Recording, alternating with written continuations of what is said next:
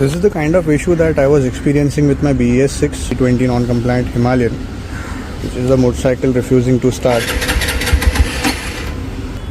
It will just not take the self the way we want it.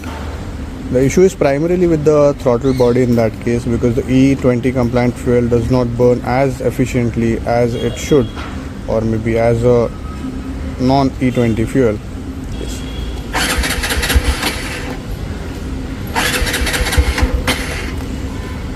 So in order to resolve this, you'll have to pin the throttle a little, say 5 to 10%, and then give the self, so it will take the self. Just look at it.